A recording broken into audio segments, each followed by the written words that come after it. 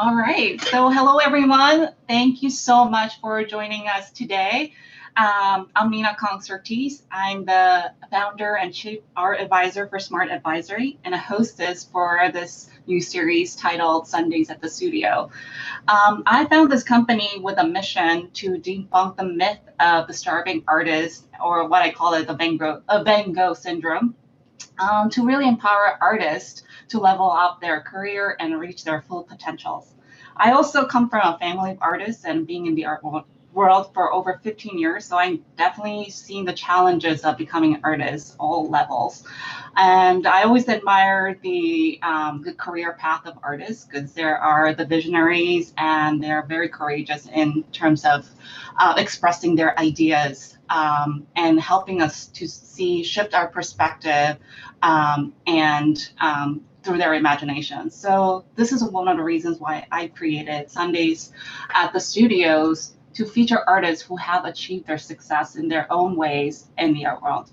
So I've been thinking of this series a long time before the COVID, and through many conversations I had, many artists' studio visits over the years. So I thought this was a perfect time to share some of the inspiring stories that these artists have achieved their dreams, especially during this uncertain and challenging times. So this is perfect transition to introduce you to Clayton Woodley, who I like to call a daredevil artist because he's the most adventurous artist I know, and I always find him in different places.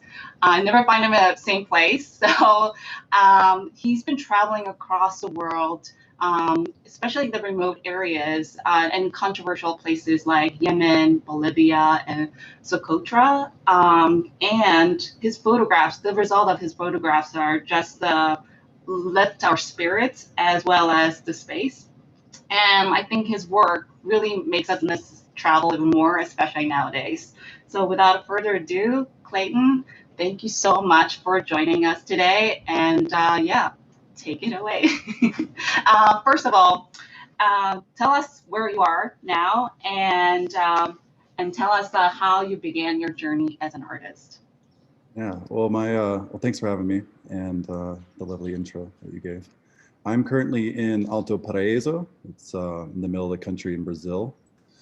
And I mean, yeah, I don't think there's any place I'd rather be right now. I spent 3 months in lockdown with my family in the Midwest.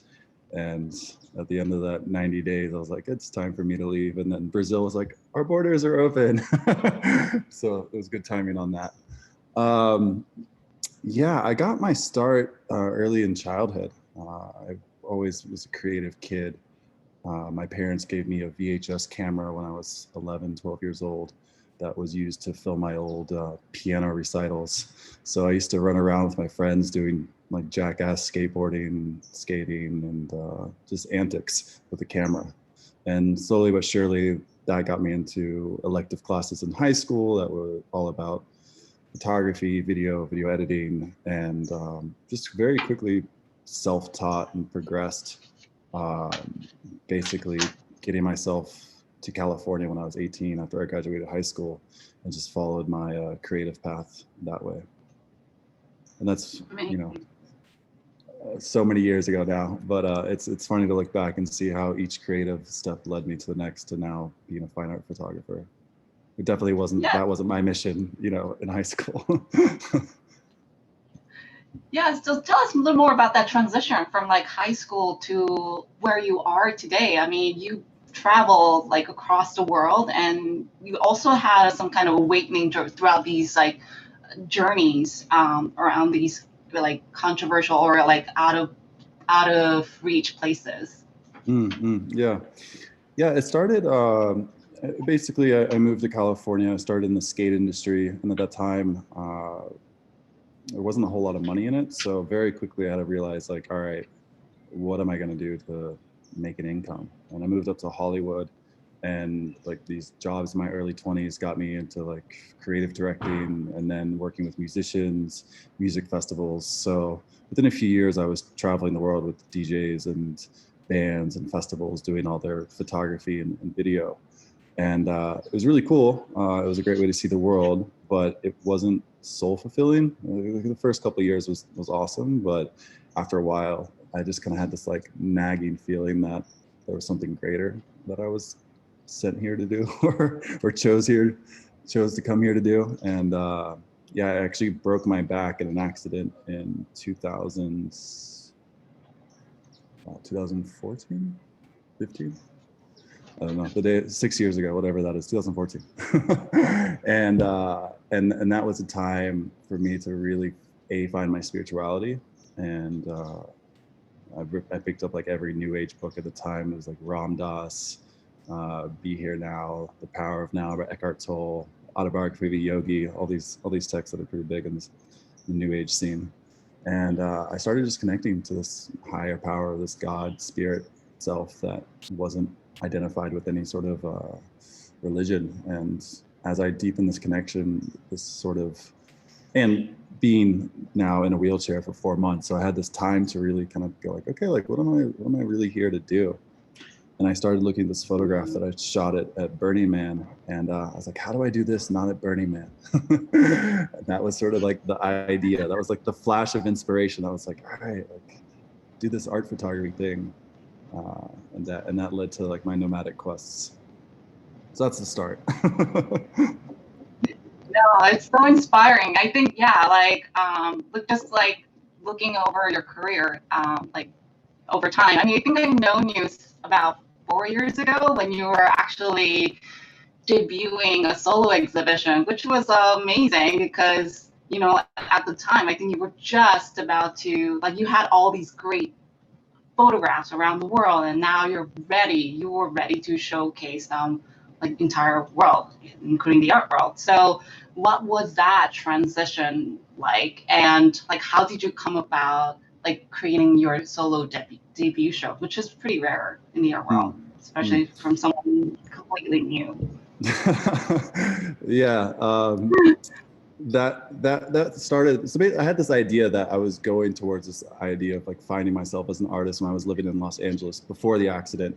And so I actually moved to New York after living in LA for 8 years, because I was like, all right, I'm gonna move to New York and be this like artist. And at the time I wasn't shooting anything like I was shooting now.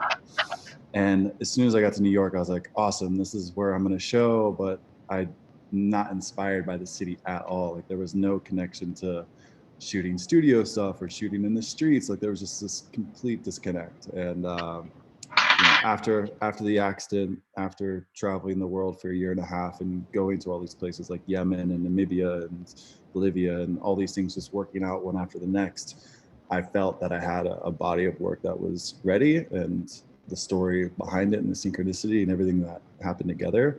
So my mission was like, all right, I'm gonna find a gallery or a space to show this. And then, you know, very quickly you're hit with the reality that you can't just like knock on Gagosian's door and be like, what's up? So not right off the bat, right? So that was interesting. I found a space in Bushwick that was mainly geared towards curators, and they had only worked with curators, but they felt that I had a compelling enough body of work that I could carry a solo show. So it was kind of just squarely on me to produce this one-man show at this space, which was a whole nother learning curve. But that's how it came about. You know, I was like constantly talking to people, always going to art openings, asking friends. It ended up being like a friend of a friend's introduction. She's like, hey, I know a friend that's running the space, you should talk to them. And then it was a meeting in Bushwick, and just sort of felt in alignment. I was living in Bushwick at the time, so I thought it was pretty apropos that I would have my first show there. Yeah, I think that's one thing I admire about you as an artist is that you're not only creative within your work, but also the way you approach things to making things happen for yourself, like having a show for the very first time, showcasing in a gallery in Bushwick, and also like creating something for yourself, like as an artist, as well as like promoting your work, because the behind the scenes work is a lot of work. Not just like, you know, running your website, which I love because it's very interactive. and you're incorporating all these technologies, AR, also like trying to recreate certain space to see how your work really shows up in your space. I mean, that's like totally a complete interesting transition, right? Now we're in a COVID, but how do you balance, your creativity as well as like, making things happen to promote your work? Yeah, I mean, I would even say that I've been in this like hibernation period. If you look at my life and work publicly since that first show, and really just going like different philosophical battles within myself in the art world and how I wanted to present and market my art to how I wanted to sell and all these different things. COVID was a time for me to really get clear on a lot of that. And then even recently now, fine tune and tweak. So, since 4 years that I've had this show, I've created like 3 more bodies of work that I've done 0 press on. And all of that is because I just didn't feel that my back end was ready to handle whatever was going to come from the PR. So the balance, there's always a side of me that has to create, like that might have like, I can't have idle hands. There really is a spirit, like inspired action where what's the foundation of my work is based upon. It's like, I don't know what's going to happen. Let me just show up to a country and see. I mean, I've been doing this in Brazil for 2 months now, and I'm creating work that continually blows my mind. The balance is just knowing that like at this stage, no one else is going to toot my own horn or get my name out there or sell my images but myself. So knowing how to create that balance of like, okay, let me like reach out to my collectors and let me reach out to my patrons and let me figure out a new angle for the next PR release, and these constant things that are happening in my head, which now I'm like, I just want to outsource all of this. Definitely. It's like a full-time job trying to Yeah. run your online gallery, right? Like whether it's physical or not, you still have to, market yourself and provide all these services to your collectors. So it's like a full-time job. And at the same time, you need to create more work in order to serve your collectors out there. So yeah, like it's just amazing that like you just randomly pick a place and then you plant yourself in a brand new place and start working on. What's your process like? Like how do you decide to travel? And once you're there, like what do you actually like what do you do actually there? Yeah. I've always done it in like kind of vision boards. It started when I was, after that accident, I was in bed for 4 months recovering. So I had every day, I was like looking up like surreal landscapes. That was sort of the premise, because Burning Man's surreal. And I was like, all right, there must be other places around the world that are surreal. So that's how I came upon Namibia, Bolivia, Socotra. All these places were beautiful and surreal like, and then also unique. There was no other place that looked like it in the world. So, that's why I wasn't going to like the middle Central America where everything kind of looks the same. I was distinctly looking for places that, wow, I've never seen something like that. Brazil had been on the list since then. Some things manifested and happened really quick, and some places have taken now 5 years. I remember seeing these sand dunes that had water interlaced with them, and that was a destination where I was like, I have to go shoot there. That's usually how it starts. And then my friend, who's Brazilian, was down here at the time 2 months ago. So the conversation was like, hey, like, let me come down to Brazil. We can go around and shoot. And within 2 weeks of shooting, she had to go back to America for a US passport application process. So, and luckily I always like just kind of travel alone with a backpack. So for me at this point, I'm like, all right, cool.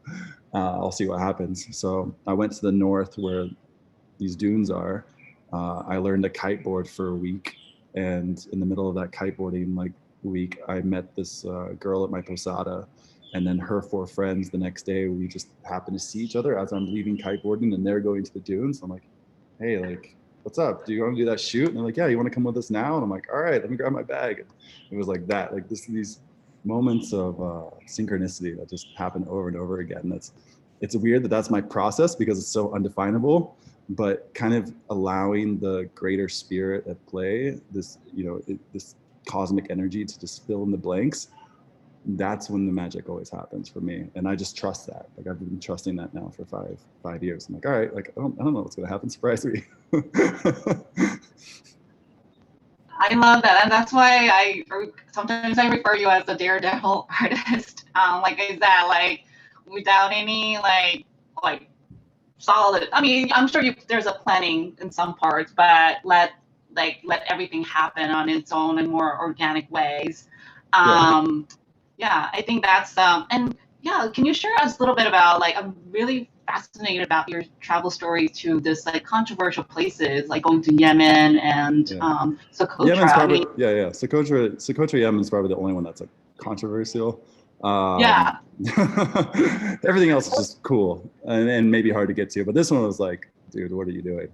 yeah. My Maybe share us that how you even got there. I mean, not yeah everyone gets to go, right? So maybe yeah. share us about I mean that. that saying, the cliche is like, where there's a will, there's a way, and I just take it to like this divine higher self will. And when I saw these photos of these endemic dragon blood trees, the one that's featured in the photograph, uh, I knew I had to go there. And I was in this nomadic travel in 2015. I had plans to go to Dubai. I was going to get to Dubai, meet my friend, and then figure out a flight from there because they were happening at the time. And 3 months later, when I got to Dubai, they had canceled all these flights, shut down the airport. The civil war had broken out. I was like, okay, I guess I'm not going to Yemen right now. And I started messaging like every single, because there's not really tourism there. There's only ecotourism, and hardly anyone from the West goes there, even before the Civil War. So now we're in the middle of a civil war, and I'm like, listen, if there's any sort of way, let me know. Like if I can charter a jet from Dubai, I'll charter a jet. Like just let me, like I know there's got to be a way. So just and fast forward like a year later, on my birthday, I got an email from this company that was like, hey, Mr. Woodley, we found a way to get to Socotra. There's this supply boat coming from India, picking up supplies in Oman and then bringing it to the island. The monsoon season is starting in a few weeks, so you have to come now. And there's no set schedule for these boats, so you have to give yourself a 72-hour window on each side of the journey in Oman. And do you want to do it? I was just like, yes, sign me up. I called these. I mean, it was crazy, the level of like, by this time I had met these contortionists that I was traveling and shooting with. So I got on the phone with them. I'm like, hey, I found this like way to get to Yemen. And they're like, is it safe? And I'm like, the island is. I mean, I'm sure we'll be fine. And I'm telling the guides that are taking us around, I'm like, yeah, I'm just doing this work with these contortionists. I didn't tell them I was going to shoot nudes, because obviously. And they're like, yeah, because we Googled you. And I'm like, yeah, don't worry. That's old work. Don't worry about it. So that was an adventure to shoot, kind of avoid like times. Actually, we shot at noon, which is one of the worst times for photography. Anyone in photography will tell you that. And I was like, no, we can only shoot this time in this place, because if the locals see you, they might throw rocks at you like they did 2 years ago. And I'm like, all right, well, if they're throwing rocks at regular tourists, like if they see me with a nude woman, then it's game over. Like probably be beheaded for that. Oh, and we were crossing Somali pirate water. They were kidnapping boats and then using them for ransom in Somalia at the time. So. Oh my God. But the amazing thing too is like my mom was like, I guess she had a conversation with my dad, and they're like, she was bringing up concerns to him, and like, yeah, but you know him, like there's no stopping him. And then my friend who I was living with at the time was going to come film the whole ordeal, because I was like, oh, finally I have someone that can film, like, because everything was shoestring budget up to this point. And I was so excited to have a filmmaker come and document this whole travel. And then his parents, like the week before, like, there's no way you're going to Yemen. Like, we have friends in the consulate. It's level 5, like, don't travel there advisory. And the night before in New York, like an artistic gathering nightclub, whatever, Babel, for anyone that knows New York. And my friend introduced me to this guy who's a filmmaker for Vice and HBO. And instantly I was just like, hey, you want to come to Yemen with me tomorrow? Tomorrow. Yeah. And the same Like day, that, right? yeah. And I had a collector that was buying one of my pieces the next day. And I was like, listen, save yourself $300, buy this guy's plane ticket to Yemen, and we'll call it even. And like, that was how like the deal was done. And he met us in Oman, and we filmed this whole thing that I just finally put a little teaser out. I've just been sitting on this footage for 4 years. I think I've been waiting for like an end to the story because it just keeps going. Yeah. But yeah, that was the craziest trip. I mean, we got extorted. We got stuck on the islands. This tsunami, like waves, the monsoon waves started as we were leaving. So like the waves were coming in the boat. Got food poisoning. Like it was crazy. So, I mean, it sounds like, again, like it sounds like a incredible journey, and I'm sure. I mean, you always have a lot of amazing stories to tell. But was there any lesson that you learned, or some of the things that you would have otherwise known? If your travel, I mean, every place is unique, but I think this one had more adventures, and I think. So I'm just curious if you had any. Like in moments like that, like where you just like have enlightening moments, or just like a lesson that you've got to carry throughout your career? Yeah. I mean, I think there's this trust of tenacity and really always showing up for your goals and visions and seeing them through, and knowing that all these pieces will come in together if that's really what you're meant to be doing. And maybe like take 4 times the amount of money you think you need for a project because you don't know what can happen. I mean, we really actually got extorted. We couldn't get off the island. The boat that was supposed to take us had gone already. And then some local enterprising fishermen were like, cool, it's 3 times the price to get back to the island. And then the Omani government wanted another $2,000. I mean, it was insane. Wow. Yeah, but it's a timeless, like they're timeless photographs that I created, and then the experience will live with me forever. I mean, I'm one of a handful of people that can say they've even been to this island, and I'm definitely the only person that's ever shot nudes in Yemen and lived to tell about it. Yeah, I mean, maybe could be something down the road. Maybe you could be the travel guide. If anyone wants to visit, you'll be the great source to. Maybe you'll have a great advice. Well, as long as I'm not put on any like Arab blacklist or something, I don't want to show up. Right. You did this. No, just joking aside. But what do you think are the most challenging and rewarding parts of being an artist? There's no guarantees, and I think that's sort of the most challenging part and the most rewarding part, right? Like there's no thing that says, all right, when you become this, then here's your window of opportunity. It's really like infinite on both directions. You can be a starving artist or a thriving artist, and it's all up to you. It's like it's very similar to what you said earlier during your travel, right? Like everything is just like you don't know until you get there, right? In some ways, and you just manage to find your way and make things happen. So I think that's so also relates to that, right? In terms of like the challenging and rewarding part of being an artist. So what do you think are the key attributes of being an artist and entrepreneur? Tenacity, like really, and knowing your own worth and frequency. Like I've realized this so much that really your outer world is a true reflection of your inner world. So you've got to be really secure and solid and at peace with every single move you make if you want things to happen or allow things to happen, as I'm transitioning into.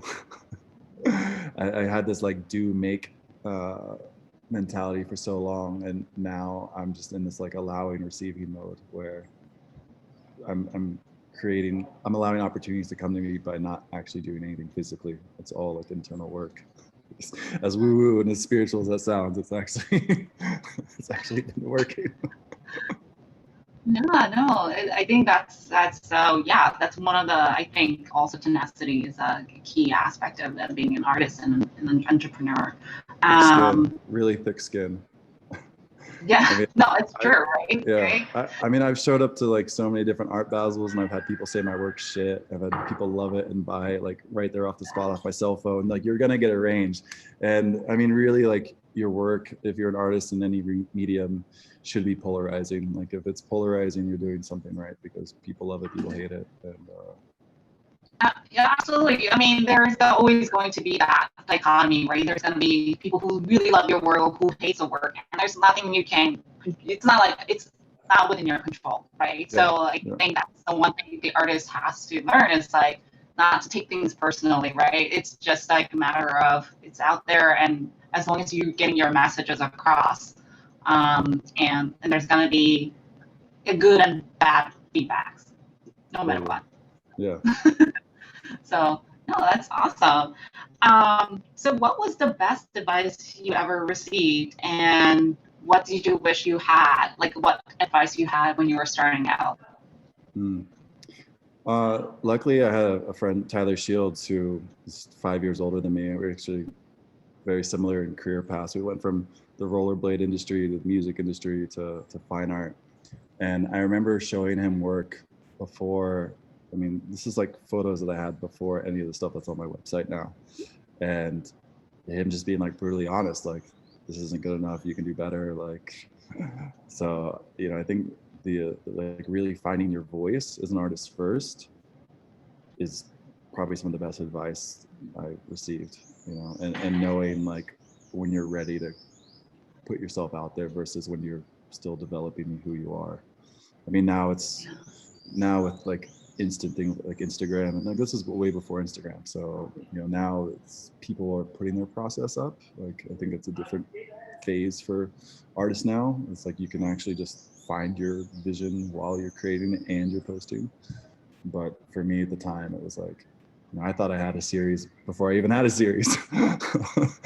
So getting the advice, and like it's like with a nice way. Uh, but yeah, I mean, I look back now, I'm like, oh my God, like I would never sell that. Yeah. Um, so, like, what are you working on these? Like now? Now you're in Brazil. Can you share us what you're currently working on and what you're trying to achieve in the next couple months and next year in 2021? Yeah, I know, it's crazy how fast this year went. We're in month Yeah, 10 of 12. I know. Yeah, yeah. I just like a new series is really just birthed here. Inspiração, like inspiration in Portuguese, and yeah, I mean, since my work started in 2015, even though it's a few different series, it's still this same narrative of this unification of us and nature, not a separation that has really caused such a detrimental effect to the natural world that we live in. Uh, and it's the feeling, like, more than the physical photograph, it's really like the feeling of doing whatever was happening in the photograph. So, my first advice to anyone is like, go run around the forest naked, go like skinny dip in the ocean, like go really like just go commune with nature. Like, that's the art. And then if you want something beautiful for your home, okay, here's my prints. but like, go try it. Amazing, amazing. So everyone has a different definition of success. So how do you define success for yourself? Sovereignty, like how much sovereignty I have over my life. And yeah, I'm in a pretty sweet spot right now that I know is going to rapidly change. But I mean, if I don't want to do anything for a day, I don't do anything for a day. If I don't want to answer my phone or answer an email, like I don't have this like giant system of people that I have to answer to. And I like that freedom. Like, I feel like there can be like a golden cage that can come with any artistry at their peak level, where now you're responsible for careers of people under you, people that work with you, and all these expectations. Like right now, there are zero expectations of me. Except for yourself, right? Yeah, but I let that go too. Um, Really getting zen and this whole like Taoist way of wahoo way, like doing, not doing. Well, sometimes that's the best way, right? Trying to tap into your creativity. And sometimes it just comes to you, it just flows to you, right? And without really thinking too much about it or just working or grinding too much about things. So, Yeah. yeah. You know, you're not doing anything, you're being done. So that's why I look out like, oh, I'm just being done here. Like, I don't know what's gonna happen. Surprise me. Okay. And like one of my little gratitude practices, like, oh, like Yeah. all of this and even something greater, like just keep surprising me.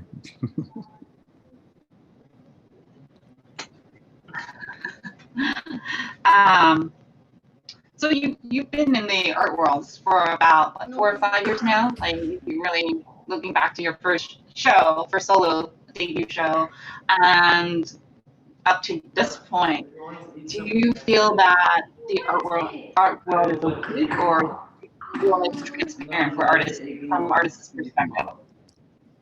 I think now that like Artsy has come along and is sort of showing like who's selling what at what prices, that's added a new level of transparency. And First Dibs, like some of these websites where you actually can see what blue chip artists and, you know, emerging artists are selling for. Before, I think that was just like a shot in the dark for collectors and anyone. Like the idea of how people price and sell their work was really just kind of a mystery until you have your checkbook out. And now like commerce is going online, so I think the idea of being an independent artist is actually a lot more accepted. Before, you know, I would say like even just 5 years ago when I was starting out, like for you to be an independent artist and selling your own work on your website, like no one was doing that. Like you had to have gallery representation. And now I feel that's the big shift that's happening in the fine art world is what happened in the music industry, right? Like people are being independent first, building their audiences, building their collector base, and then even transitioning or collaborating with a bigger gallery or gallerist. That's sort of this new model that's emerging. And now that all the galleries have been shut down, Yeah. like everything's just like a viewing room or come to my online show. So, you know, I think the power is tilting in artist's favor. Yeah, absolutely. Yeah. No, it's so true. Especially, like, I think there's a blessing in disguise in this COVID thing, right? Like, it actually, physically, the museums are shut down, were shut down, and galleries were shut down. So we have to use other means to get, you know, artists more on the platform, like going online and having more online. Everything is virtual these days, right? So in some ways, it's a blessing. But I think you mentioned earlier that you kind of started this before even COVID was a thing, right? Being an independent artist and actually, you know, promoting your own work through online. Can you share a little more insights about that, like how you really got started for those of us who are actually starting or, you know, want to really branch out further? What is the advice you have for them? Yeah, I think it's really figuring out how much time you want to put into being an independent artist. Like if that's the route you really want to take, and knowing that it's not just setting up a website, like really seeing how much goes into it every single day. I mean, you know, I have a calendar of things that I have to do, and whether that's, you know, sending sort of marketing emails that are romance marketing where it's just updating people with my story without a sale, to then like, you know, 2 months later talking about, hey, like check out my new series that's available. Yeah, it's just there's so much work that goes on behind the scenes.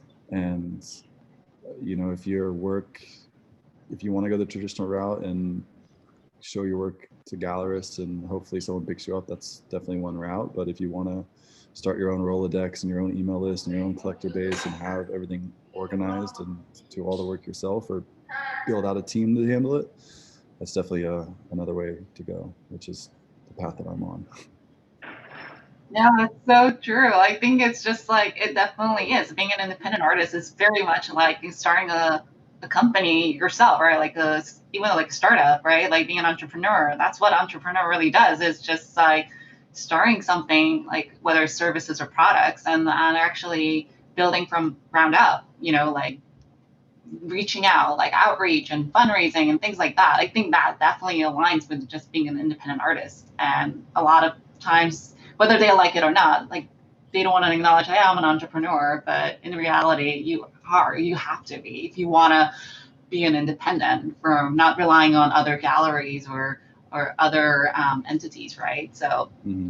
Yeah, there's a good Jay-Z line. I'm not a businessman, I'm a businessman. So, and that's it. Like you really have to become your own. You have to become your own business entity.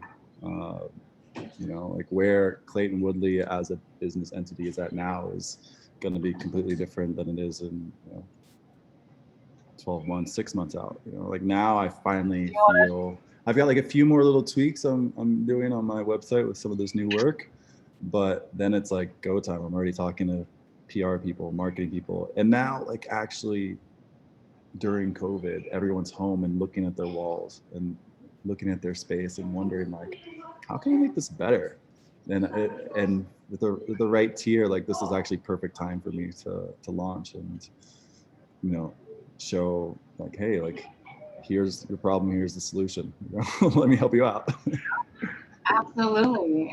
I think that's one of the reasons that you definitely fit into this series that I created, because I know a lot of artists like you, like who are independent, who are actually like doing their own ways, right? Like paving their ways to make things available, like more accessible to everyone. And not only that, it's just like and treating as like a serious business, right? Like it is a serious artist. I mean, I feel like a lot artists being acknowledged for being like professionals and taking as a career too. Like not a lot of people acknowledge that. I mean, I think you're sort of leading the way to change the mindset of what artist is and what it could be in the 21st century and the age we're living in.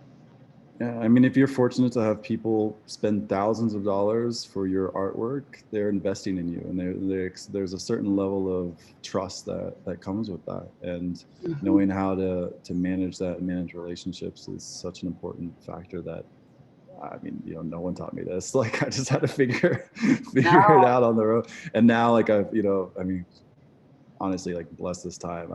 I've really used it to be as productive as I can be. And like I've been going through tons of marketing and sales and different sort of books to just wherever I had pockets of information that I wanted to fill in, I found the information by picking up books to do it. So I think that's my other advice is like pick up all the books, learn it, What was the one like book that you highly recommend for artists who are like out there, who are about to start or who are in the midst of figuring things out? Like what was like the book you would recommend that comes to your mind?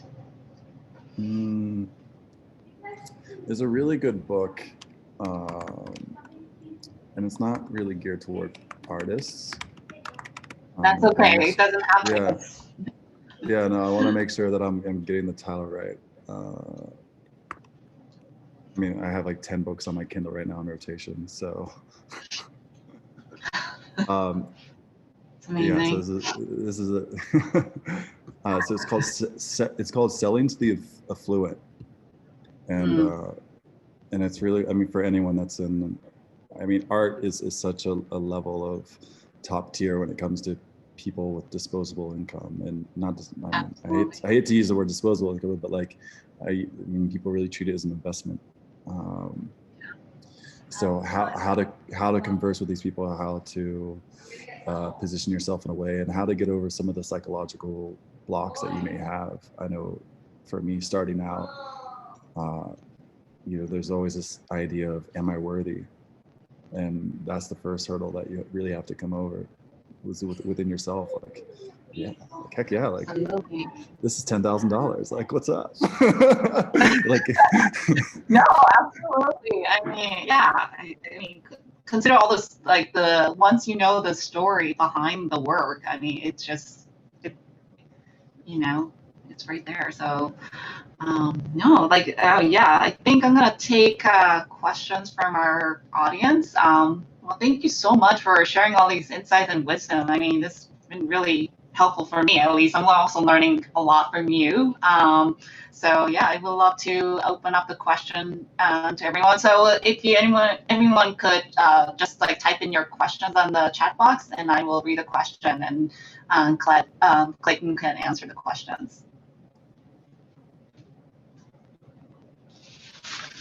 In the meantime, so what's your next plan, Clayton? Like, I know Brazil for how long, or I know. Yeah. I'm debating if I'm going to extend my visa, which ends next month. So I may extend it and then continue traveling. I've had a nice 7 weeks in the same space. I mean, there's some 3,000 waterfalls here, so there's definitely a lot of things to adventure to, but I feel like now it's like I'm getting the call to kind of either go somewhere else in Brazil. There was an idea of maybe going to Turkey before it gets too cold and shooting there.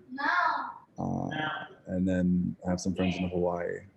Basically, I rented out my place in Los Angeles until March just to see what would happen with COVID, the elections, and if I even want to live in a city anymore. Yeah, that's right. I've done city life for like 12 years, and I'm just like, oh. Now I'm surrounded by 300 acres of nature, and I'm like, yeah, this is what I want to wake up to. Like, swimming holes and waterfalls and birds. Yeah, can't wait to see it. Can't wait to see your next series. It sounds like really magical and very cool you're in. So I put a few photos up on Instagram, teasing. All right, I'll check it out. We have one question. Okay, let's see. Let me refresh.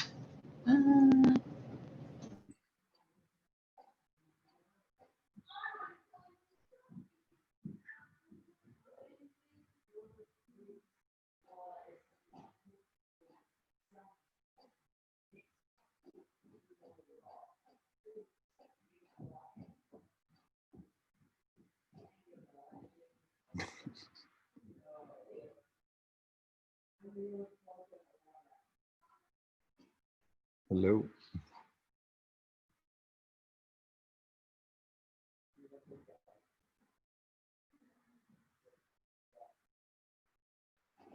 Are you there, Nina?